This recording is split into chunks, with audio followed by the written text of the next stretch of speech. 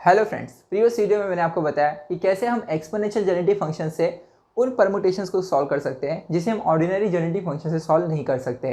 और हमने दोस्तों एक्सपोनेंशियल जेनेरेटिव फंक्शन का जनरल फॉर्मूला भी देखा, उसका डेरिवेशन देखा, एक एग्जांपल के थ्रू बेहतरीन समझा भी। तो दोस्तों अगर आपने कल का वीडियो देखा है तो अब इस वीडियो को आप कंटिन्यू कर सकते हैं, जहाँ पर हम देखेंगे कि कैसे हम डिफरेंट सिनेरियो में एक्सपोनेंशियल जेनेरेटिव फंक्शन को डिराइव कर सकें और उसे सॉल्व कैसे किया जाए।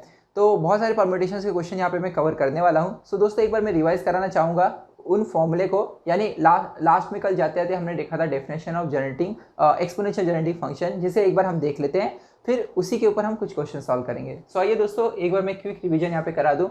सो हमने देखा था कल कि a0 a1 a2 up to an अगर ये कोई सीक्वेंस है तो इसका जो एक्सपोनेंशियल जेनेरेटिव फंक्शन होता है वो हमें इस फॉर्मूले से मिलता है। सो दोस्तों यहाँ पर जो आपको फॉर्मूला दिख रही है ये ऑर्डिनरी जेनेरेटिव फंक्शन जैसा ही है। अगर यहाँ पे दोस्तों ये फैक्टोरियल के टर्म में सारे डिलीट कर दूँ तो यही एक्सप्रेशन ऑर्डिनरी जेनेरेटिव फंक्शन बन जाता है। तो एक्सपोनेंशियल में बस क्या होता है कि जो पावर होती है x से उसी पावर से उसका जो फैक्टोरियल होगा उतने से डिवाइड करना होता है। जैसे यहाँ पे 2 है तो 2 फैक्टोरियल से डिवाइड, 3 है तो 3 फैक्टोरियल से डिवाइड, तो वही चीज़ एक्सपोनेंशियल जेनेरेटिव फंक्शन बन जाती है। अब ऐसा क्यों करते हैं ये मैंने कल के वीडियो में बताया था। दोस्तों यही जो एक्सपांडेड फॉर्म है इसे समेशन के टर्म में हम कुछ इस तरह लिख सकते हैं, जहाँ पे आप देखेंगे कि r के लिए 0 पुट करूँ तो ये टर्म मिलेगा, 1 पुट करे तो ये टर्म मिलेगा, मतलब ये पूरा कंबाइन करके ऐसे लिखा गया है। तो हम जो भी क्वेश्चन सॉल्व करेंगे उसे इस फॉर्म में लेकर आएंगे और फाइनली जो भी x raise to r upon r factorial का कोफिशिएंट होगा वही हमारे क्वेश्चन का आंसर होगा, यानी r अरेंजमेंट्स का आंसर होगा। अभी मैं कुछ एग्जांपल के जरिए आपको इस चीज़ को समझाऊंगा तो पूरी बेहतरीन जो पिक्चर है आपके दिमाग में बैठ जाएगा। सो दोस्तों आइए मैं आपको बताता हूँ कि डिफरेंट सिनेरियो में एक्सपोनेंशियल जेनेरेटिव फंक्शन बनाते कैसे हैं, फिर हम इसके बाद उसे सॉल्व करना सीखेंगे। ठीक है, तो दोस्तों इस क्वेश्चन को देखिएगा जो आपको स्क्रीन पर दिख रहा है, जहाँ पे हमें फाइंड करना है exponential generative function for AR। ठीक है, सो AR का एक्सपोनेंशियल जेनेरेटिव फंक्शन फाइंड करना है हमें। ठीक है, और AR क्या रिप्रेजेंट कर रहा है, number of R arrangements. AR देखिए क्या रिप्रेजेंट कर रहा है, number of R arrangements without repetition of n objects. यानी मेरे पास n ऑब्जेक्ट्स हैं, उन n ऑब्जेक्ट से मुझे सिलेक्ट करना है R ऑब्जेक्ट्स। सिनेरियो को समझिए, n ऑब्जेक्ट्स से R ऑब्जेक्ट सिलेक्ट करना है, किसी को रिपीट नहीं करना है, मतलब ऑब्जेक्ट डिस्टिंक्ट है और उससे मुझे R ऑब्जेक्ट सिलेक्ट करना है।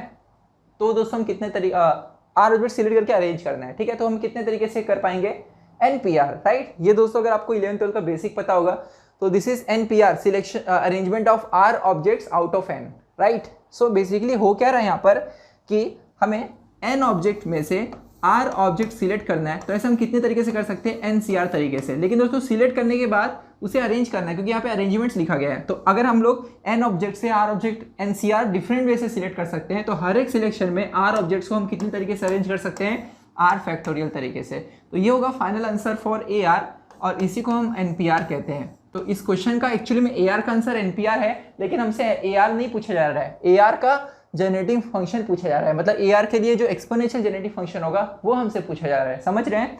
सो दोस्तों यहाँ पर एक बार मैं NPR का फॉर्मूला यहाँ पर बता दूँ आपको। देखिए NCR की फॉर्मूला क्या होती है, n factorial upon R factorial n minus R factorial, ये होता है NCR। उसको अगर R फैक्टोरियल से मल्टीप्लाई करोगे तो ये दोनों कैंसिल हो जाएगा, क्या बचेगा, n factorial upon n minus R factorial, जो दोस्तों आंसर है किसका, AR का।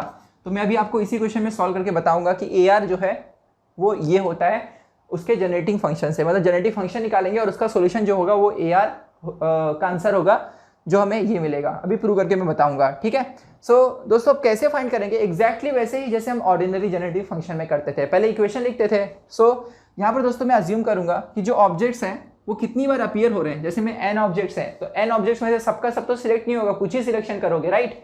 और कितना सिलेक्शन करोगे, R। जैसे फॉर एग्जाम्पल R की वैल्यू है 5 और n की वैल्यू है 10, तो 10 में से हमें 5 सिलेक्ट करना है, तो 10 के 10 तो सिलेक्ट नहीं करना है, 5 ही सिलेक्ट करना है, या तो कोई ऑब्जेक्ट आएगा या तो नहीं आएगा, राइट।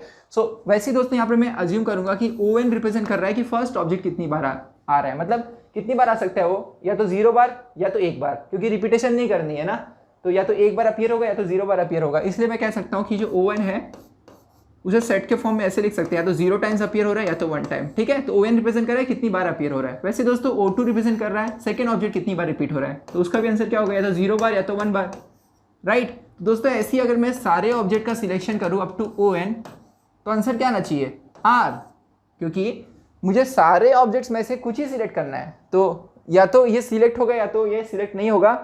अगर ये सिलेक्ट नहीं होगा तो इसकी वैल्यू 0 पुट होगी, सिलेक्ट होगा तो 1 पुट होगी। तो ऐसे 0 1 0 1 मुझे पुट करना है और आंसर क्या आना चाहिए दोस्तों, आर आना चाहिए। तो मुझे लग रहा है बेहतरीन आप समझ रहे मैं आपको क्या सिखाना चाह रहा हूँ। सो यहाँ पर दोस्तों ये जो पहला इक्वेशन बनती है ना, ये चाहे ऑर्डिनरी जेनेटिक फंक्शन हो चाहे एक्सपोनेंशियल जेनेटिक फंक्शन हो, दोनों के लिए सेम होगा।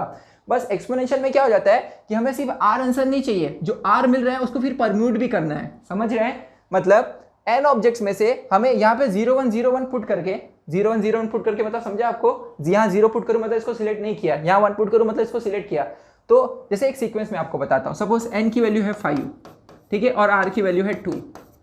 तो यहाँ पे कुछ इस तरह बनेगा O1 O2 O3 O4 plus O5 equals to कितना बनेगा दोस्तों 2, क्योंकि मुझे 2 ही सिलेक्ट करना है।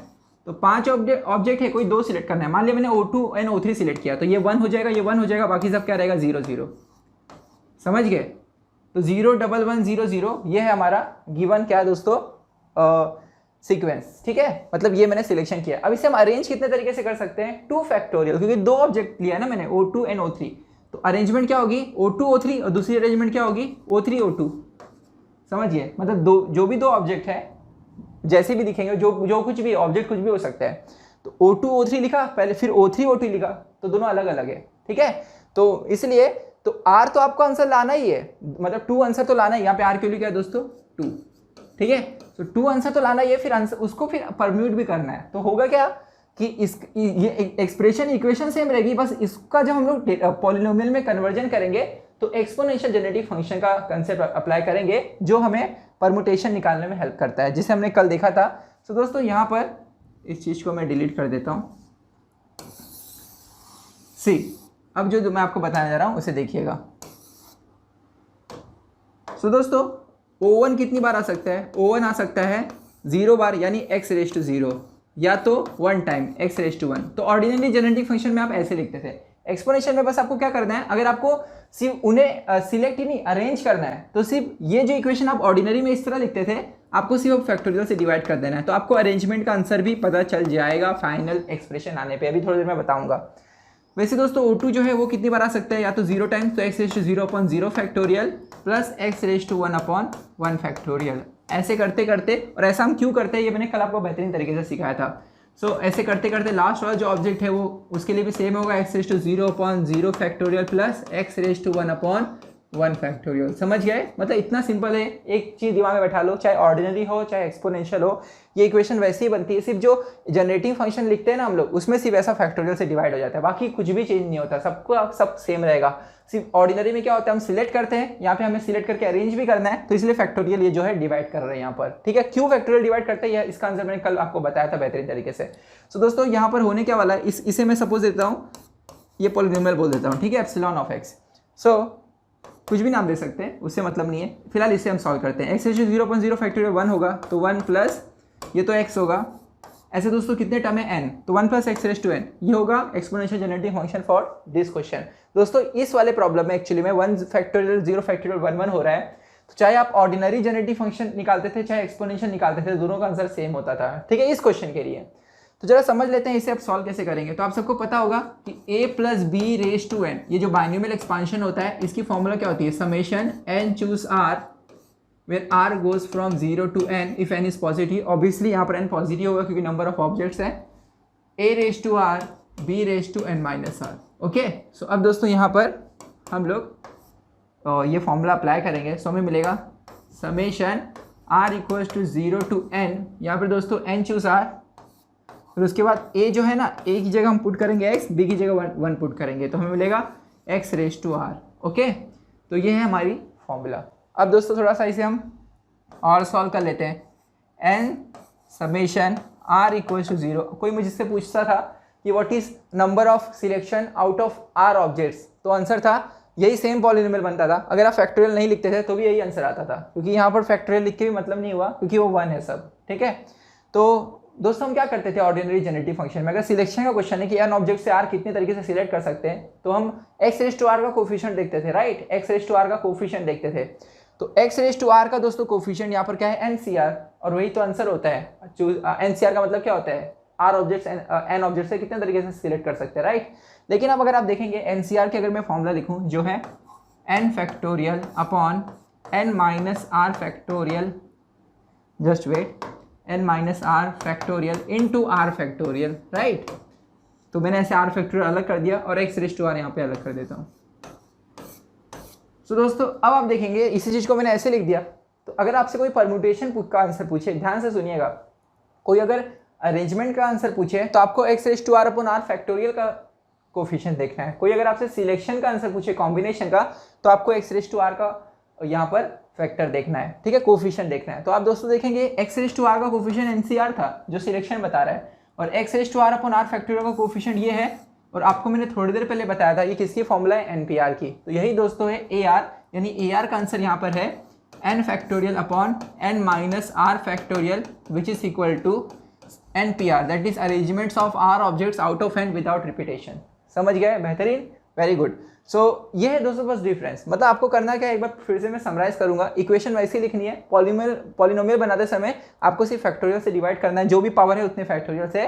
फिर जो फाइनल अरेंजमेंट आएगी उसमें X raise to R upon R factorial का कोफिशिएंट देखना है, वो ए आर का आंसर होगा। हमसे यहाँ पे ए आर का आंसर नहीं पूछा गया था, आपको सोल्यूशन सिर्फ यहाँ तक ही छोड़ना था, ठीक है।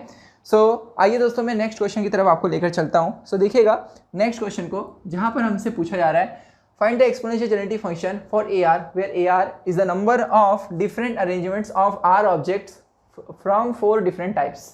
देखिए क्वेश्चन ध्यान से पढ़िए, arrangements of R objects from 4 different types of object, मतलब 4 अलग अलग टाइप के ऑब्जेक्ट्स हैं, जिसे मैं कहता हूँ O1, O2, O3, O4। मतलब O1, O2, O3, 4 रिप्रेजेंट कर रहे हैं कि वो ऑब्जेक्ट्स कितनी बार अपीयर हो रहे हैं, ओके। जैसे अभी इसके पहले क्वेश्चन में किया था। With each type of object appearing at least 2, मतलब हर टाइप का ऑब्जेक्ट एटलीस्ट 2 बार अपीयर होना चाहिए, and no more than 5 times, और 5 से ज़्यादा बार अपीयर हो सकता नहीं है, यानी यहाँ पे रिपीटेशन अलाउड है। क्योंकि अगर कोई ऑब्जेक्ट, यहाँ पर टोटल 4 ही ऑब्जेक्ट है और बोल रहा है कि कोई ऑब्जेक्ट 2 से कम 2 बार आना चाहिए, मतलब रिपीट हो रहा है ना, समझ गए? तो ये रिपीटेशन वाला क्वेश्चन है। सो पूछा गया है ऐसे हम आर अरेंजमेंट्स कितने तरीके से कर सकते हैं, मतलब बहुत ही सिंपल सा क्वेश्चन है। मान लिया आर की वैल्यू 10 है, आर की वैल्यू 10 है, तो क्या बोला जा रहा है कि 4 ऑब्जेक्ट है, 4 ऑब्जेक्ट से आपको सिलेक्ट करके, उनकी डुप्लीकेट सिलेक्ट करके आपको 10 टोटल एलिमेंट्स बनाने हैं। जैसे जो फर्स्ट ऑब्जेक्ट है उसकी आप 4 कॉपी ले लो, सेकेंड ऑब्जेक्ट की आप कॉपी ले लो, सपोज 2, समझ रहे हो? ऐसे हर एक ऑब्जेक्ट की कॉपी लेके आपको आर टोटल बनाने हैं एलिमेंट्स, और उन्हें कितने तरीके से अरेंज कर सकते हैं ये पूछा गया। समझ गए? बेहतरीन तरीके से, वेरी गुड। तो दोस्तों यहाँ पर देखिएगा ओवन जो है, एक बार फिर से मैं क्वेश्चन रिपीट करना चाहूंगा। क्या बोला गया है कि हमें फाइंड करना है exponential generative function for A R. A R क्या रिप्रेजेंट कर रहा है? Number of different arrangements of R objects, मतलब आर हमें ऑब्जेक्ट्स बनाने हैं। कहां से बनाने हैं? 4 डिफरेंट ऑब्जेक्ट्स का यूज करके, ठीक है। और यानी अगर 4 से हमें आर बनाने हैं तो आर ग्रेटर देन 4 भी हो सकता है ना। तो 4 से अगर आर ऑब्जेक्ट बनाने हैं तो मतलब वो 4 ऑब्जेक्ट का कॉपी करना पड़ेगा। कितनी कॉपी कर सकते हैं? एटलीस्ट 2 बार होना ही चाहिए कॉपी, किसी का भी 2 कॉपी होना चाहिए, 2 से कम कॉपी नहीं होना चाहिए, और नॉट मोर देन 5 कॉपी। समझ गए? तो मुझे एक बात बताइएगा, अगर हर एक की 2-2 कॉपी आनी चाहिए तो दोस्तों 2, 2, 2, 2 टोटल 8, मतलब आर की वैल्यू जो है वो 8 से कम नहीं हो सकती। समझ गए? Very good. सो अब देखिए हम करेंगे क्या। मान लिया O1, O2, O3, ON, O4 represent कर रहा है कि कोई वो पर्टिकुलर ऑब्जेक्ट कितनी बार आ रहा है। जैसे O1 रिप्रेजेंट कर रहा है फर्स्ट ऑब्जेक्ट कितनी बार आ रहा है, O2 रिप्रेजेंट कर रहा है सेकंड ऑब्जेक्ट कितनी बार आ रहा है, एंड सो ऑन, ठीक है। सो दोस्तों अगर मैं सबको सम कर दूं, उनके कितनी बार अपीयर और उनको सम कर दूं, तो आंसर क्या आएगा बताइए? आर, क्योंकि सिलेक्शन कितनी हुई है? आर।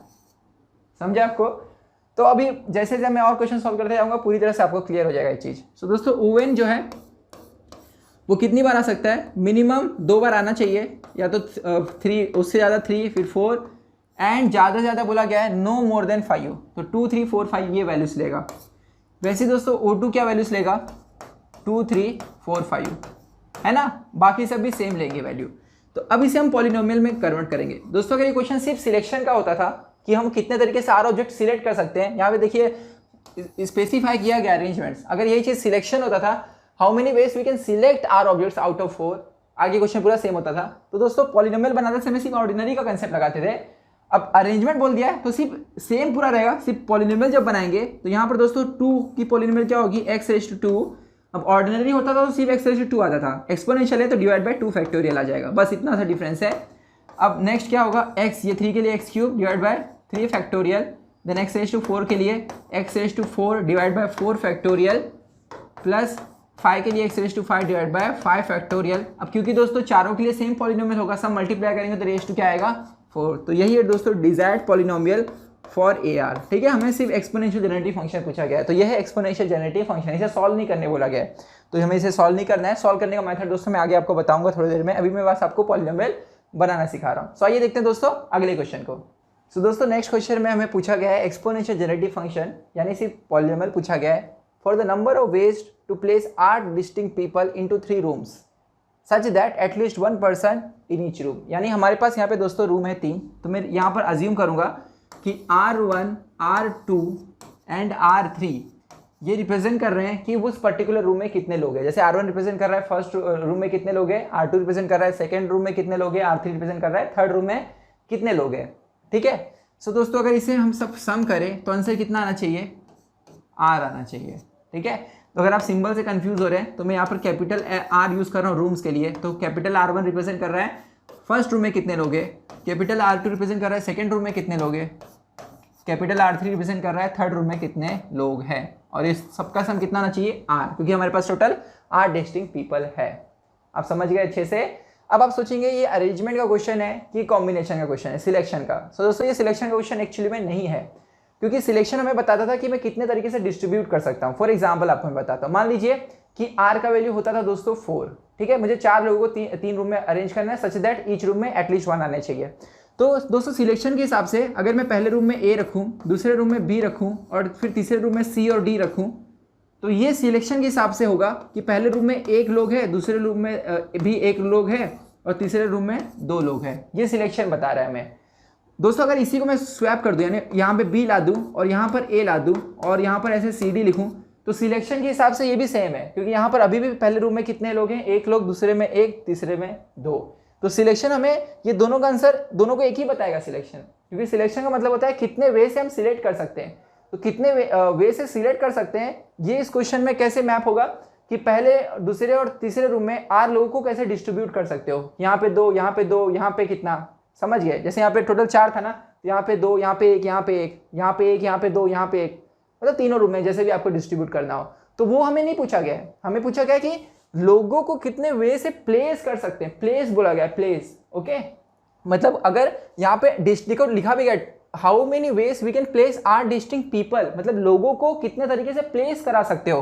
तो दोस्तों अगर ए जो है वो फर्स्ट रूम में जाए और ए अगर सेकंड रूम में जाए तो ये अलग अलग प्लेसमेंट होगी ना, समझ रहे हैं। तो ये अरेंजमेंट का क्वेश्चन है, ना कि सिलेक्शन का, समझे।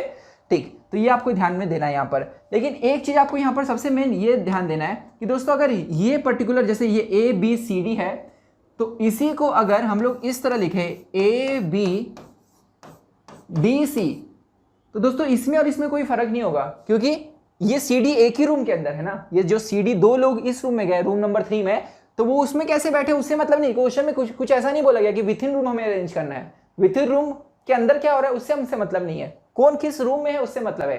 तो ए अगर फर्स्ट रूम में है और ए अगर सेकेंड रूम में है तो ये 2 अलग प्लेसमेंट्स होंगे। लेकिन रूम के अंदर जो है, जैसे रूम के अंदर यहाँ पर C और D है, तो वो उनको अगर मैं उल्टा करके बैठाऊं तो वो सेम माना जाएगा इस केस में। ठीक है, क्योंकि रूम के विथ इन कैसे हो रहे हैं इसके बारे में कुछ नहीं बोला गया है।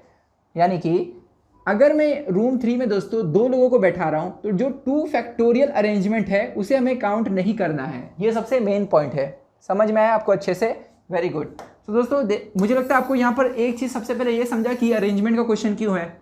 ठीक है, और दूसरा चीज ये कि विथ इन रूम आपको अरेंज नहीं करना है, लोगों को अरेंज करना है डिफरेंट रूम्स में। ठीक है, रूम के विथ इन कैसे बैठे उससे मतलब नहीं। ओके, सो दोस्तों यहाँ पर अगर मैं इन सबको सेट में मैप करूं तो रूम नंबर 1 में मिनिमम कितने लोग आ सकते हैं, मिनिमम दोस्तों आ सकते हैं 1, है ना, या तो 2 या तो 3 एंड सो ऑन, कितने भी आए।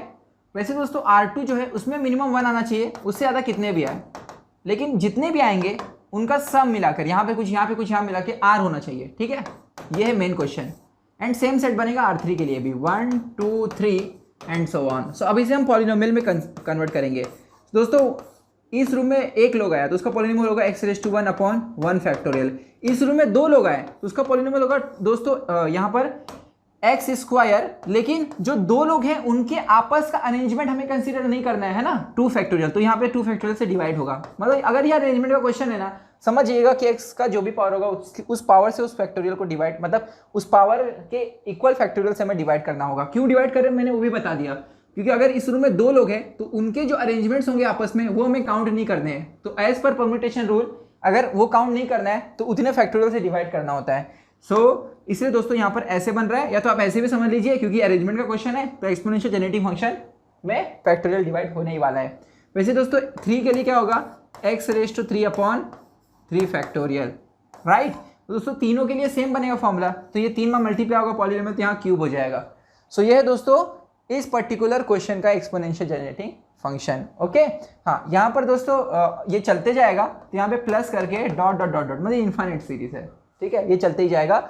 इसे एक्सपांड करेंगे तो हमें किसका कोफिशिएंट देखना होगा, x⁻r फैक्टोरियल का। अब वो कैसे फाइंड करेंगे थोड़ी देर में मैं आपको बताऊंगा, पहले हम लोग यहाँ पर एक्सपोनेंशियल जेनेटिक फंक्शन बनाना सीख लेते हैं। सो दोस्तों नेक्स्ट क्वेश्चन देखिए, जहां पर हमें पूछा गया what if we want even number of people in each room, मतलब वही क्वेश्चन जो पहले वाला था वही अगर हम लोग चेंज करते हैं, अब मुझे इवन नंबर ऑफ पीपल चाहिए, या तो 2 या तो 4 या तो 6।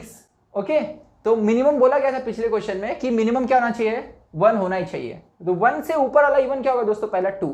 तो इसलिए जो रूम थे हमारे पास R1 R2 R3, उनमें दोस्तों अब हम जब पॉलिनोमियल बनाएंगे तो R1 की क्या पॉलिनोमियल बनेगी, ये भाई उसके अंदर मिनिमम कितना आ सकता है, 2। मिनिमम 1 था लेकिन बोला गया इवन ही आना चाहिए ना, तो अब मिनिमम हो जाएगा 2, तो इसलिए पॉलिनोमियल बनेगी x⁻² फैक्टोरियल। देन नेक्स्ट क्या आ सकता है इवन दोस्तों, 4 लोग, x⁻⁴ फैक्टोरियल। यहाँ पे 4 फैक्टोरियल से डिवाइड क्यों कर रहे हैं, क्योंकि जो 4 लोग एक रूम में गए हैं उनको आपस में अरेंज करके जो परम्यूटेशन मिलेगा उसे कंसिडर नहीं करना है, ठीक है। Then x⁻⁶ factorial and so on, ठीक है। दोस्तों ये जो पॉलिनोमियल हमें दिखा, ये पॉलिनोमियल तीनों के लिए सेम बनेगा, इसे जब मल्टीप्लाई करेंगे तो यहाँ पे क्यूब आ जाएगा। तो ये एक्सपोनेंशियल जेनेटिक फंक्शन होगा इस सिनेरियो के लिए। सॉल्व करने का मेथड थोड़ी देर में देखेंगे, टेंशन मत लीजिए। तो दोस्तों अब मैं आपको बताने जा रहा हूँ वो कंसेप्ट जिसके जरिए अभी तक जो भी हमने देखा पॉलिनोमियल उसे कैसे सॉल्व किया जाए। तो ऐसा है कि हम सारे ही पॉलिनोमियल, अगर मुझे कोई भी पॉलिनोमियल आके दे दे एक्सपोनेंशियल का, तो उसे सॉल्व कर लूंगा, ऐसा नहीं है। कुछ ही पॉलिनोमियल सॉल्व किया जा सकते हैं, जिसका जो कंसेप्ट है वो मैं आपको अब बताने जा रहा हूँ। तो पूरा कॉन्सेंट्रेट होकर देखिएगा। दोस्तों आपको ये नोट करना चाहिए कि only a limited number of exponential genetic functions whose coefficients can be easily evaluated, यानी कुछ ही ऐसे जेनेटिक फंक्शन है लिमिटेड जिनका मैं कॉम्पैक्ट एक्सप्रेशन फाइंड कर सकता हूँ, उनकी कोफिशिएंट आसानी से फाइंड कर सकता हूँ, ठीक है। अब उन्हीं के लिए जो मैथ्स लगने वाला है वो मैं आपको सिखाने जा रहा हूँ। दोस्तों ऐसा है कि अगर कोई क्वेश्चन आपको परम्यूटेशन का आता है और आपको लगता है उसको आप इजीली सॉल्व कर सकते हैं, तो आप इसे मत यूज कीजिएगा, अनलेस कि कोई टफ क्वेश्चन हो। जो अभी मैं कुछ सॉल्व कराऊंगा तो आपको समझ जाएगा कि आपको टफ पड़ रहा है कि इजी पड़ रहा है। लेकिन अगर आपको लगता है कि डायरेक्टली उसे सॉल्व कर सकते हो इजी मेथड से, तो आप उसे फॉलो कीजिएगा। हाँ, अगर कॉम्बिनेशन के प्रॉब्लम है तो आप ऑर्डिनरी का जेनेटिक फंक्शन का यूज़ कर सकते हो, क्योंकि वो आपको आसानी से सही आंसर देता है, एक्यूरेट आंसर देता है बिना कन्फ्यूजन के। दोस्तों यहाँ पर देखिएगा, मैं आपको कुछ अभी थ्योरम्स बताने वाला हूँ। तो सबसे पहले हम लोग देख रहे हैं मैक्लॉरिन सीरीज ऑफ e⁻x, जो आपने 12th standard engineering first year में भी पढ़ा होगा एक्सपांशन ऑफ फंक्शन चैप्टर में। दोस्तों यहाँ पर ये जो e⁻x है इसकी फॉर्मूला दी गई है 1 + x/x² factorial + x³ factorial and so on. मैं इसलिए बता रहा हूँ कि बहुत सारे केसेस में हमें यही एक्सप्रेशन मिलता है। दोस्तों यहाँ पर अगर x को मैं रिप्लेस कर दूँ, इस फॉर्मूले में अगर x को रिप्लेस कर दिया जाए nx से, अगर इस x को रिप्लेस कर दिया जाए, पूरा कॉन्सेंट्रेट होकर देखिएगा, इस x को दोस्तों nx से अगर रिप्लेस कर दिया जाए तो ये x हो जाएगा nx, यहाँ पे x की जगह nx का स्क्वायर होगा तो n² x², राइट। यहाँ पे n³ x³ and similarly n⁻r x⁻r। तो हमें दोस्तों जो फॉर्मूला मिलेगी वो फॉर्मूला कुछ इस तरह दिखेगी अगर मैं x को nx से रिप्लेस कर दूँ, जो आपको स्क्रीन पर दिख रहा है, राइट। तो इसलिए क्या मैं ऐसे लिख सकता हूँ, ध्यान से देखिएगा, पूरा कॉन्सेंट्रेट होकर यहाँ पर देखिए दोस्तों। क्या हम लोग ऐसे लिख सकते हैं कि e⁻nx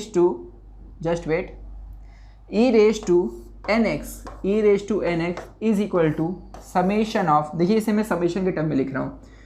तो दोस्तों देखिए x से n है, ये डिवाइड बाय 1 फैक्टोरियल भी बोल सकते हैं, ठीक है। अगर आपको नहीं दिख रहा तो अलग कलर से मैं लिख रहा हूँ, यहाँ पे डिवाइड बाय ऐसे 1 फैक्टोरियल, ये तो दोस्तों x⁻0 n⁻0 divide by 0 factorial, 1 को ऐसे भी लिख सकते हैं। तो फॉर्मूला एक्चुअली में क्या बन रहा है यहाँ पर देखिए, यहाँ 2 है तो यहाँ 2, वही 2 यहाँ पर, यानी it is summation of, formula क्या होगा, summation of x⁻r n⁻r upon r factorial, ठीक है। सो r = 0 से लेकर इन्फिनिटी।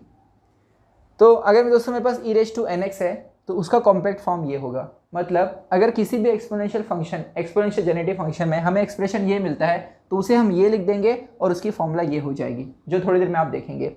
एक और चीज़ यहाँ पर मैं बताना चाहूँगा, ये जो फर्स्ट फॉर्मूला है यहाँ पे n पुट करेंगे, 1 पुट करेंगे तो ये फॉर्मूला मिल जाएगा। तो इसी के ऊपर कुछ थ्योरम्स हम देखेंगे। देखिएगा, सबसे पहला थ्योरम है 1/2 × e⁻x + e⁻−x = this particular expression, जहाँ पे आप दोस्तों सारे एक्स के पावर इवन देख रहे हैं। अभी थोड़ी देर पहले जो हमने क्वेश्चन सॉल्व किया कि even number of people room में होना चाहिए, तो वहाँ पे हमें कुछ ऐसा ही एक्सप्रेशन मिल रहा था।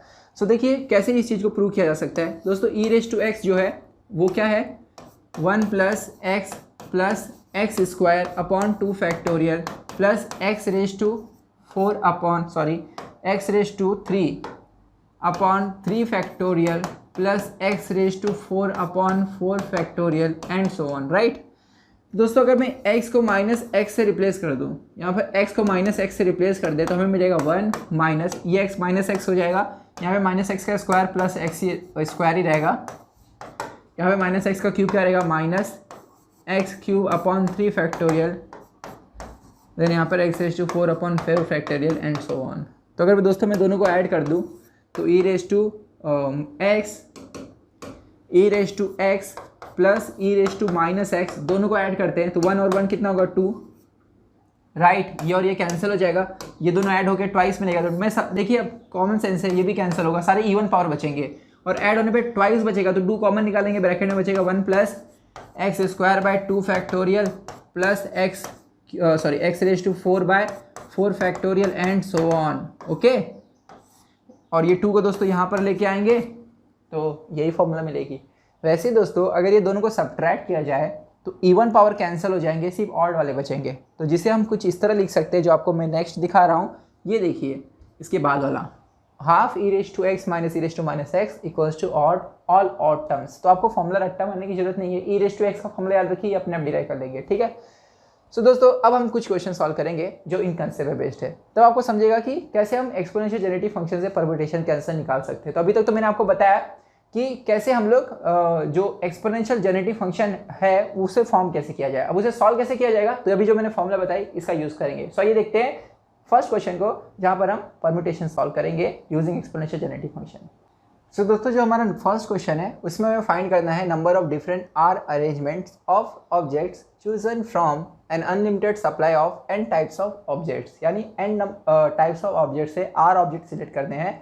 यहाँ पे अनलिमिटेड सप्लाई का मतलब होता है कितने भी आप डुप्लीकेट्स ले सकते हो हर एक ऑब्जेक्ट का, लेकिन टोटल कितने बनने चाहिए, r बनने चाहिए। सो दोस्तों अगर इसका आंसर आपको निकालना है तो आपको बिना जेनेरेटिव फंक्शन के भी मिल जाएगा, क्योंकि हमारे पास r टोटल मेरे को चूज़ करना है। तो मान लीजिए मेरे पास r प्लेसेस हैं, तो दोस्तों हर एक प्लेस पे कितने यहाँ पर ऑब्जेक्ट्स आ सकते हैं। तो दोस्तों हर एक प्लेस पे ये n में से कोई भी आ सकता है, राइट। तो यहाँ पर n वेस है, फर्स्ट प्लेस पे n वेस है, राइट। सेकंड प्लेस पे अगेन उसी ऑब्जेक्ट को यूज़ कर सकते हो, n के n पूरा यूज़ कर सकते हो, क्योंकि लिखा गया है अनलिमिटेड सप्लाई है। तो जिन ऑब्जेक्ट्स को आपने फर्स्ट प्लेस पे यूज़ किया था उन्हीं ऑब्जेक्ट्स को वापस यूज़ कर सकते हो। तो सेकंड प्लेस पे अगेन n वेस है। तो जैसे आप 11th-12th में बेसिक करते थे परम्यूटेशन, वैसा ही है। तो टोटल दोस्तों कितने ऑब्जेक्ट है, टोटल कितने प्लेसेस हैं, यहाँ पर r प्लेसेस हैं, और हर एक प्लेस पे कितने ऑब्जेक्ट्स प्लेस कर सकते हो, n ऑब्जेक्ट्स प्लेस कर सकते हो। इसलिए टोटल बेस कितना होगा, n इंटू n कितनी बार, r टाइम्स, इसलिए आंसर क्या मिलेगा, n रेज टू r। समझ गए, n इंटू n आपको r टाइम्स मल्टीप्लाई करना है, तो n raise to r total arrangements possible है। समझ रहे हैं कि नहीं, n ऑब्जेक्ट्स हैं दोस्तों, उन्हें r प्लेसेस पे अरेंज करना है, हर एक ऑब्जेक्ट का कितनी कॉपी भी ले सकते हो। तो टोटल r प्लेसेस ले लिया, हर एक प्लेस पे n ऑब्जेक्ट्स, समझ गए। तो n इंटू टोटल कितने यहाँ पर वेस होंगे, n रेज टू r। तो अब मैं आपको बताऊंगा कि एक्सपोनेंशियल जेनेरेटिव फंक्शन से भी कैसे सेम आंसर आता है। सो यहाँ पर थोड़ा सा बस करने का तरीका बदल जाएगा। अब दोस्तों जो हमारे पास ऑब्जेक्ट्स हैं उन्हें यहाँ पर मैं नाम दूंगा। ये है हमारा फर्स्ट ऑब्जेक्ट जो O1 है, यहाँ पर वो फर्स्ट ऑब्जेक्ट को रिफर कर रहा है। अब दोस्तों फर्स्ट ऑब्जेक्ट की कितनी कॉपी भी ले सकते हो आप, सारे के सारे r प्लेसेस पे सिर्फ फर्स्ट ऑब्जेक्ट भी हो सकता है, राइट, क्योंकि बोला गया ना अनलिमिटेड सप्लाई है। तो इसलिए O1 कितनी बार आएगा दोस्तों, या तो एक बार आएगा, आ सकता है, या तो 0 टाइम्स आ सकता है। तो दिखे ना, ऐसा भी हो सकता है, तो 0 टाइम्स दिखे, या तो एक बार दिखे, या तो 2 बार दिखे, या तो 3 बार, कितनी बार भी। वैसे O2 के लिए भी सेम रहेगा, वैसे O3 के लिए भी सेम, थर्ड ऑब्जेक्ट के लिए। तो ऐसे करते करते टोटल n ऑब्जेक्ट्स हैं। तो दोस्तों आप लो कितना भी कोई भी ऑब्जेक्ट, लेकिन सबको जब सम करोगे, यहाँ पे O1 O2 O3 दिखा रहे हो, कोई वो पर्टिकुलर ऑब्जेक्ट कितनी बार आ रहा है, राइट। तो दोस्तों ON को जैसे आपने एक बार सिलेक्ट किया, O2 को आपने 2 बार सिलेक्ट किया, ऐसे O3 O4 किसको कितनी बार भी सिलेक्ट करो, लेकिन टोटल जो सम करोगे तो आपको आंसर कितना आना चाहिए, R, क्योंकि सिलेक्ट R ही करना है। समझ गए। तो दोस्तों अगर हम लोग इसकी फॉर्मूला बनाए O1 की, तो O1 की फॉर्मूला दोस्तों अगर हम लोग बनाए यहाँ पर O1 की फॉर्मूला, तो O1 की फॉर्मूला बनेगी, यहाँ पर 0 है ना, तो x रेज टू 0 जो 1 होगा, तो सिर्फ 1, देन 1 क्या होगा, x raise to 1 upon 1 factorial. 2 के लिए क्या होगा, x raise to 2 upon 2 factorial. मुझे अगर आप बेहतरीन समझ रहे हैं, अब इतने सारे क्वेश्चन सॉल्व करने के बाद आपके लिए बहुत आसान हो जाएगा। 3 के लिए x raise to 3 upon 3 factorial and so on. तो दोस्तों ऐसे पॉलीनोमियल सबके लिए मिलेगा, फिर हम सबको मल्टीप्लाई करेंगे तो पावर कितना जाएगा n, क्योंकि टोटल कितने यहाँ पर एलिमेंट्स है n। समझ गए दोस्तों? ये किसकी फॉर्मूला है? ये फॉर्मूला है ई रेज टू एक्स की, अभी भी जस्ट मैंने बताया था। सो दोस्तों ये हो जाएगा e raise to x, right, ये पूरा, और रेज टू क्या है n, so this is raise to n, तो this is equals to e raise to x N.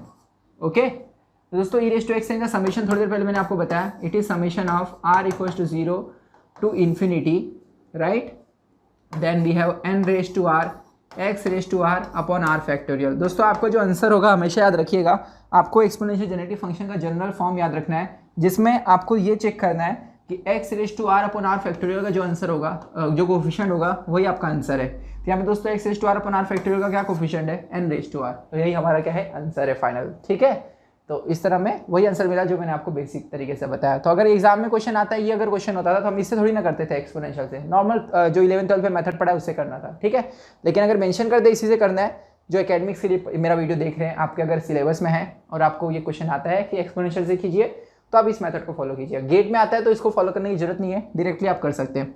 सो दोस्तों देखिए, ये वाला क्वेश्चन देखिए, जहाँ पर हमें फाइंड करना है number of r digit quaternary sequence. Quaternary sequence मतलब दोस्तों जो डिजिट्स हैं वो 4 पॉसिबल वैल्यूज लेंगे। क्या क्या लेंगे? दिया गया है whose digits are 0 1 2 3 4, oh sorry 0 1 2 3 only, okay, with an even number of zeros and odd numbers of 1। तो दोस्तों आर डिजिट का सीक्वेंस हमें बनाना है, और जो आर डिजिट में हर एक डिजिट है वह तो 0 हो सकता है, 1 हो सकता है, 2 हो सकता है, 3 हो सकता है, लेकिन जो 0 है वो दोस्तों इवन नंबर आना चाहिए, इवन नंबर ऑफ टाइम्स आना चाहिए, 1 ऑड नंबर ऑफ टाइम्स आना चाहिए। तो ये कितना आसान है देखिएगा। अब इसे हम कैसे करेंगे, क्योंकि दोस्तों हमारे पास यहाँ पर टोटल डिजिट्स कितने हैं? हमारे पास 8 डिजिट्स हैं। ठीक है, 8 डिजिट का एक नंबर है, हर एक प्लेस पे जो है वो 0 1 2 3 में से कुछ भी आ सकता है, राइट। लेकिन बोला गया है कि 0 यहाँ पर इवन नंबर टाइम्स आना चाहिए, 1 ऑड नंबर ऑफ टाइम्स आना चाहिए। तो मैं ऐसा अज्यूम करूँगा कि लेट यहाँ पर मेरे पास है E1 E2 E3 E4, ये 4 चीज़ें। तो E1 E2 E3 4 रिप्रेजेंट कर रहे हैं कि 0 1 2 3 कितनी बार आ रहा है। तो E1 रिप्रेजेंट कर रहा है, जैसे या मैं 0 से भी शुरू कर सकता हूँ, या फिर जो इंडेक्स है वो मैं अगर ऐसे दे दूँ 0 1 2 एंड लास्ट वाला 3, तो दोस्तों यहाँ पर E0 रिप्रेजेंट कर रहा है 0 कितनी बार आ रहा है, E1 रिप्रेजेंट कर रहा है 1 कितनी बार आ रहा है, E2 रिप्रेजेंट कर रहा है 2 कितनी बार आ रहा है, E3 रिप्रेजेंट कर रहा है 3 कितनी बार आ रहा है। तो दोस्तों कितनी बार भी आए उनको जब आप सम करोगे तो टोटल क्या आना चाहिए? R, क्योंकि बोला गया है 8 डिजिट का नंबर ही बनना चाहिए। समझ गए कितना आसान है?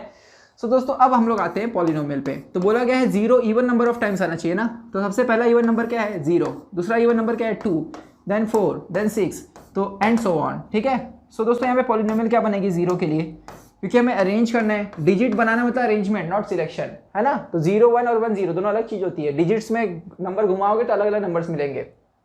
तो 8 डिजिट का कोई नंबर है, जब भी हमें डिजिट्स 8 डिजिट का दोस्तों कोई नंबर बनाने के लिए बोला गया, तो डिजिट से रिलेटेड जो क्वेश्चन होते हैं वो हमेशा अरेंजमेंट के ही होते हैं ऑब्वियसली। सो यहाँ पर दोस्तों जो पॉलिनोमियल बनेगी वो अरेंजमेंट वाली बनेगी। क्वेश्चन में लिखा नहीं गया अरेंजमेंट है, आपको खुद समझ में आना चाहिए कि डिजिट बनाना है, तो 1 2 3 0 और 1 2 0 3 ये दोनों अलग होगा ना, तो स्वैप कर दो डिजिट तो नंबर भी अलग हो जा रहा है। तो ये अरेंजमेंट का क्वेश्चन है, इसलिए E0 यानी 0 कितनी टाइम्स आ रहा है उसके ये सेट है, और उसका जो पॉलिनोमियल होगा दोस्तों वो होगा यहाँ पे 0 के लिए क्या आएगा? x रेज टू 0 जो होगा 1, ठीक है। देन 2 के लिए क्या आएगा? x रेज टू 2, क्योंकि अरेंजमेंट है तो डिवाइड बाय 2 फैक्टोरियल। देन 4 के लिए x raise to 4 divide by 4 factorial. ठीक है, क्यों 4 फैक्टोरियल से डिवाइड कर रहे हैं, क्यों 2 फैक्टोरियल से डिवाइड कर रहे हैं? क्योंकि अगर दोस्तों 0 2 बार आ रहा है तो वो 2 0 सेम है ना, उनके आपस में परमुटेशन को काउंट नहीं करना है, इसलिए 2 फैक्टोरियल से डिवाइड। अगर 4 बार आ रहा है तो 4 अकरेंस उसके सेम रहेंगे 0 0 0 0, तो उनके जो आपस में परमुटेशन रहेंगे उनको कंसीडर नहीं करना है, तो divide by 4 factorial, basic rule of permutation. ठीक है, तो दोस्तों ये होगा फॉर्मूला फॉर E0। E1 का क्या भाई यहाँ पे केस है? ऑड नंबर बार आना चाहिए, तो सबसे पहला नंबर है 1, then 3, then 5, then 7 and so on. तो इसकी पॉलिनोमियल दोस्तों क्या बनेगी? इसका पॉलिनोमियल बनेगा x प्लस, है ना, 1 के लिए x raise to 1 upon 1 factorial, 3 के लिए x raise to 3 upon 3 factorial, 5 के लिए x raise to 5 upon 5 factorial and so on. दोस्तों E2 और E3 के बारे में कुछ नहीं बोला गया, तो वो कितनी बार भी आ सकते हैं। तो इस ये दोनों के लिए सेम रहेगा सेट, क्या रहेगा, या तो 0 बार, या तो 1 बार, या तो 2 बार, या तो 3 बार, कितनी बार भी, इसके लिए कुछ कंस्ट्रेंट नहीं है। तो इसकी पॉलिनोमियल बनेगी पहले x रेज़ टू 0, तो 1 plus x upon 1 factorial plus x square upon 2 factorial plus x cube upon 3 factorial and so on. क्योंकि दोस्तों दोनों के लिए सेम पॉलिनोमियल होगा, तो दोनों को मल्टीप्लाई करेंगे तो यहाँ स्क्वायर आ जाएगा। समझ में आया? तो ये चारों के पॉलिनोमियल को मल्टीप्लाई करना है ना, तो दिस इंटू ये पूरे पॉलिनोमियल का स्क्वायर, जहाँ पे स्क्वायर का रिप्रेजेंट कर रहा है ये दोनों का, मतलब ये पॉलिनोमियल सेम है, ठीक है, दोनों को मल्टीप्लाई किया तो स्क्वायर हो गया। तो अब इसको हमें सॉल्व करना है, तो चलिए मैं आपको अब सॉल्यूशन बताता हूँ कैसे होगा। सो दोस्तों फिर से एक बार लिखना चाहूँगा, polynomial p of x equals to, सबसे पहला पॉलिनोमियल हमें क्या मिला था, E0 के लिए सारे इवन टर्म्स, यानी 1 plus x square upon 2 factorial plus x raise to 4 upon 4 factorial plus x raise to 6 upon 6 factorial and so on.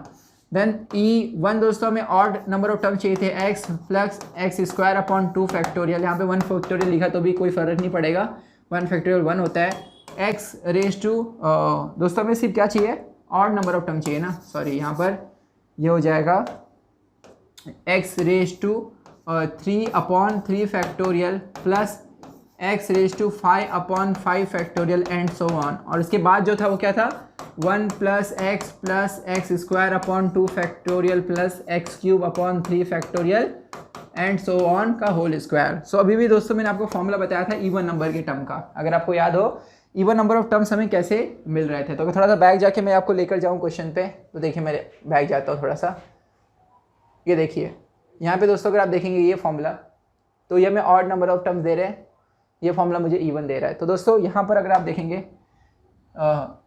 1 plus x square by 2 factorial plus x to 4 by 4 factorial, ये जो पूरा दिख रहा है आपको, इसकी formula ये होगी, यानी half e raise to x plus e raise to minus x.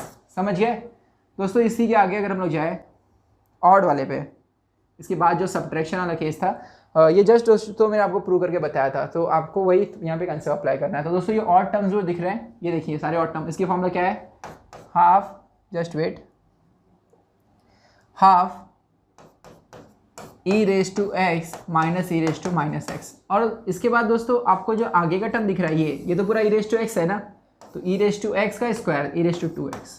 Okay, तो फिर से हम लोग क्वेश्चन पे लौट चलते हैं। तो अब हम लोग यहाँ पर जो हमारा एक्सप्रेशन है उसे सिंप्लीफाई करेंगे। So this is equal to 1/2 1/2 1/4, ठीक है, a plus B A minus B. So दोस्तों क्या होगा, A square minus B square, यानी e raise to 2x minus e raise to minus 2x। Okay, उसके बाद ई रेज टू 2x बाहर है, तो सिंप्लीफाई करेंगे, ई रेज टू 2x को अंदर लेकर आएंगे, तो हमें मिलेगा 1/4 e raise to 4x minus e raise to 2x, e raise to minus 2x multiply होगा तो 1 हो जाएगा। ओके, सो ये है दोस्तों फाइनल आंसर। सो देखिए अब कैसे सॉल्व करेंगे।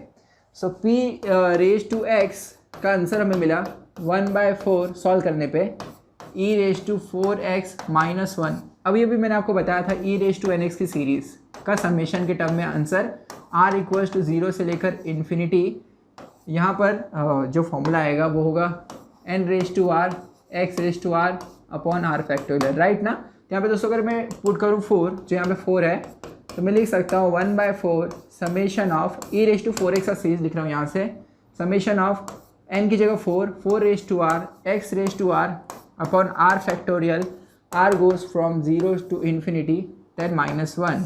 सो दोस्तों यहाँ पर अगर ये 1/4 अंदर लेकर जाए तो हमें मिलेगा समेशन r इक्वल्स टू 0 से इन्फिनिटी, 4 रेज टू r से 4 डिवाइड होगा तो 4 raise to r minus 1 x raise to r upon r factorial, then minus 1/4, 1 से मल्टीप्लाई होगा तो यहाँ पे 1/4। हमें दोस्तों किसका कोफिशिएंट देखना होता है, x raise to r upon r factorial का, इससे मतलब नहीं है, सिर्फ x raise to r upon r factorial का कोफिशिएंट। क्या आंसर है दोस्तों, 4 रेज टू r माइनस 1। तो फाइनल आंसर होगा हमारा 4 raise to r minus 1 possible digits है। समझ गए? तो ये है दोस्तों इसका फाइनल आंसर। तो अगर ये क्वेश्चन दोस्तों एग्जाम में आता था कि r डिजिट क्वार्टरनरी बनाना है, तो ये मेथड ज़्यादा बेहतरीन होता था, फटाक से आंसर आता था। नहीं तो आप सोचने बैठेंगे ना कि भाई 0 ऑड बार आना चाहिए, 1 कितनी बार आना चाहिए, सॉरी 1 ऑड बार आना चाहिए, 0 इवन बार आना चाहिए, तो कैसे करेंगे। तो r अगर इन जनरल पूछा जाए तो दोस्तों हमेशा इन जनरल केसेस के लिए r के टर्म में हमेशा ये एक्सपोनेंशियल जेनेरेटिव फंक्शन आपको फटाक से आंसर दे देगा, नहीं तो आपका टाइम बहुत कंज्यूम होगा अगर आप ऐसे नॉर्मली सोचने बैठेंगे तो कैसे किया जाए। सो दोस्तों आइए दिखाता हूँ आपको last question. So see this question जो हमने ऑलरेडी पहले देखा हुआ है। We have to find the number of ways to place 25 people into 3 rooms with at least 1 person in each room. Okay, यानी दोस्तों हमारे पास 3 रूम्स हैं, वही जो भी किया था थोड़ी देर पहले, अगर आपको याद हो हमने एक्सपोनेंशियल जेनेरेटिव फंक्शन फाइंड किया था, वहाँ पे r दिया था, यहाँ पे 25 दिया, बस और कुछ फर्क नहीं है। तो दोस्तों 3 रूम है, तो अगर तीनों रूम में जितने भी लोग बैठाओगे R1 + R2 + R3, आंसर क्या आना चाहिए, यहाँ पर क्या है 25। नहीं समझे, R1 रिप्रेजेंट कर रहा है पहले रूम में कितने लोग गए, R2 रिप्रेजेंट कर रहा है सेकंड रूम में कितने लोग गए, R3 रिप्रेजेंट कर रहा है थर्ड रूम में कितने लोग गए, जितने भी जाए सबका सम करके आंसर क्या आना चाहिए 25 आना चाहिए, राइट। लेकिन R1 का आंसर दोस्तों क्या होगा, R1 दोस्तों दिया गया एटलीस्ट 1 पर्सन होना ही चाहिए, इसलिए R1 की जो सेट बनेगी, पहले रूम में कितने लोग जा सकते हैं, मिनिमम 1 या तो 2 या तो 3, है ना, मिनिमम 1 रहने चाहिए, उससे ज़्यादा कितने भी। वैसे दोस्तों R2 क्या होगा 1 2 3 एंड सो ऑन, ठीक है, और इसके लिए भी सेम रहेगा। सो दोस्तों यहाँ पे 1 के लिए क्या पॉलिनोमियल होगा, x⁻1/1 फैक्टोरियल, 2 के लिए क्या होगा x⁻2/2 फैक्टोरियल, देन 3 के लिए क्या होगा x⁻3/3 factorial and so on. तो दोस्तों ये दोनों के लिए भी सेम बनेगा ना, तो यही चीज़ 3 बार मल्टीप्लाई होगा तो यहाँ पे क्यूब हो जाएगा। अब आप अगर देखेंगे दोस्तों इस वाले अंदर वाले एक्सप्रेशन में मैं अगर यहाँ पर एडजस्टमेंट करूँ, सी ये ब्रैकेट यहाँ से हटाकर यहाँ पे दोस्तों अगर हम लोग +1 और -1 एडजस्ट कर दे ब्रैकेट के अंदर, यहाँ ब्रैकेट के अंदर अगर हम लोग +1 -1 एडजस्ट कर दे, तो 1 से लेके दोस्तों ये जो इन्फाइनाइट सीरीज़ है ये e⁻x की सीरीज़ है, तो हमें मिलेगा e⁻x देन क्या -1 रेज टू क्या 3।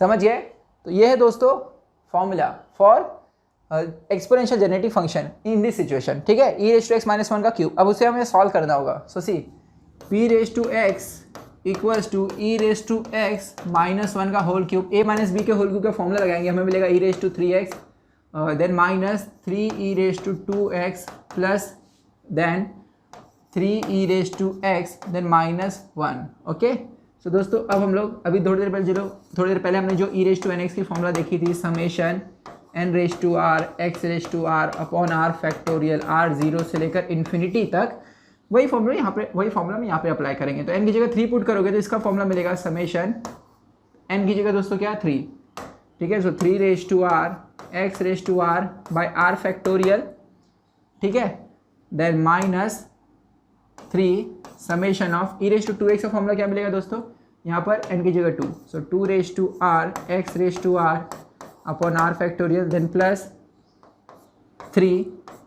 समेशन e⁻x की फॉर्मूला 1 पुट कीजिए तो 1⁻r 1 होता है, तो बचेगा x⁻r/r फैक्टोरियल 1⁻r, चलो लिख देता हूँ। तो उसके बाद दोस्तों क्या बचा है -1, लेकिन हमें सिर्फ कोफिशिएंट किसका देखना है, फाइनल आंसर के लिए दोस्तों कोफिशिएंट देखना है। याद रखिएगा जो जनरल फॉर्मूला है उसे याद रखिए, जनरल फॉर्मूला ये है, हमें सिर्फ x⁻r/r फैक्टोरियल का कोफिशिएंट देखना है। तो उसके हिसाब से दोस्तों हमें यहाँ पर जो आंसर मिलेगा x⁻r/r फैक्टोरियल कोफिशिएंट है 3⁻r, ठीक है, सब जगह से लेना है। फिर यहाँ पर क्या है दोस्तों आंसर है 2⁻r और 3 भी तो है, तो माइनस के साथ -3 × 2⁻r। याद रखिएगा इसको छोड़ के बाकी जो भी कांस्टेंट होगा सब लिखना होगा, ठीक है, यहाँ पर इंटू देन दोस्तों यहाँ पर क्या मिलेगा 1⁻r जो 1 होगा, है ना, x⁻r/r फैक्टोरियल कोफिशिएंट 1⁻r है, बाहर क्या है 3, सो +3। सो ये है दोस्तों फाइनल आंसर। समझ गए, तो इतना दोस्तों आसान होता है, प्रैक्टिस के साथ आपको अपने आप आने लगेगा। तो मुझे लगता है आपको दोस्तों बेहतरीन समझा जेनेरेटिव फंक्शन कितने टाइप के होते हैं, जिसमें मैंने आपको बताया ऑर्डिनरी जेनेरेटिव फंक्शन से हम सॉल्व कर सकते हैं कॉम्बिनेशंस के प्रॉब्लम, हम लोग एक्सपोनेंशियल जेनेरेटिव फंक्शन से सॉल्व कर सकते हैं परम्यूटेशंस के प्रॉब्लम। सो दोस्तों इसके साथ ही ये चैप्टर होता है खत्म। अब हम लोग देखेंगे दोस्तों रिकरेंस रिलेशन, जो बहुत ही इंपॉर्टेंट टॉपिक है कंप्यूटर साइंस में, बिकॉज बहुत सारे रिकरेंस से रिलेटेड जो क्वेश्चन है डेटा स्ट्रक्चर एल्गोरिथम में, वो आप समझ सकते हैं बेहतरीन जब आप उस टॉपिक को पढ़ेंगे। और हम देखेंगे कैसे इसी चैप्टर का यूज़ हम लोग रिकरेंस रिलेशन को सॉल्व करने में भी करते हैं। और दोस्तों यहाँ पर मैं आपको बताना चाहूँगा, अगर आपको और भी प्रैक्टिस करना है क्वेश्चन तो आप केनेथ एच रोजन बुक से कर सकते हैं। चैप्टर नंबर 8 है, एक्सरसाइज में जाइए, 1 से 1 क्वेश्चन बेहतरीन है। और अगर आपने मेरी पूरे वीडियो लेक्चर देखी है तो आपको उस बुक को समझने में कोई भी दिक्कत नहीं होगा। तो हमेशा आपको स्टैंडर्ड बुक से पढ़ना है, तभी आप एक अच्छे इंजीनियर बन पाएंगे। तो दोस्तों मिलते हैं अगले लेक्चर में विथ रिकरेंस रिलेशन। बहुत बहुत धन्यवाद।